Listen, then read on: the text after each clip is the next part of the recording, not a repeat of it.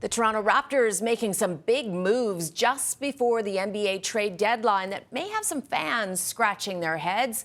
Lindsay Dunn joins us with the very latest. And Lindsay, we're used to seeing you courtside. I feel like you're in some top secret location there.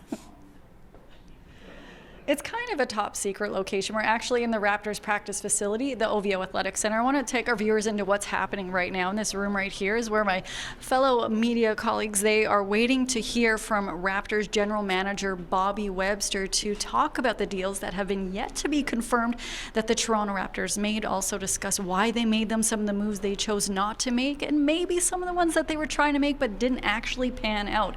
Some of those moves they made, while Raptors fans were scratching their head wondering how is this going to benefit the team, a team that is supposed to be in a rebuild year. A lot of those decisions, well, all of them actually, were made behind these closed doors. Here's a look at what the Raptors did today.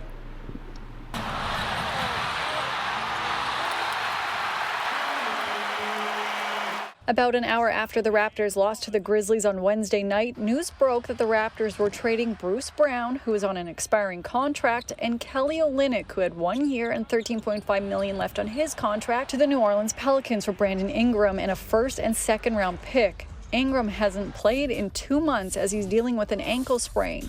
The 27-year-old was drafted second overall back in 2016, but has struggled with injuries since his rookie season. The team hoping that he'll be a fit alongside Scotty Barnes. Gotta appreciate it, but how about this one here? What's you say, let it fly? The Raptors also making a move, sending point guard Davion Mitchell to the Miami Heat for forward PJ Tucker and a second-round pick and cash.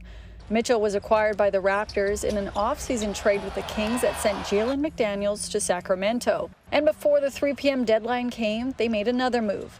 The Indiana Pacers traded James Wiseman in cash to the Toronto Raptors. Wiseman has only played 1 game this season for Indiana as he's out with a torn Achilles. Now let's circle back to the trade involving Kelly Olynyk. City News spoke to the Scarborough native recently about how happy he was to be playing in Toronto. It was on the 1-year anniversary since he was traded from the Utah Jazz to Toronto. I was born in Scarborough, lived there to high school and then moved out to BC. And my whole life growing up was the Raptors. Clothes, games, listen to it on the radio, pretending I was Raptors and shoot around in the backyard. I mean, that was my life. That was the life of a basketball kid growing up in Canada. And so that was really a full circle moment.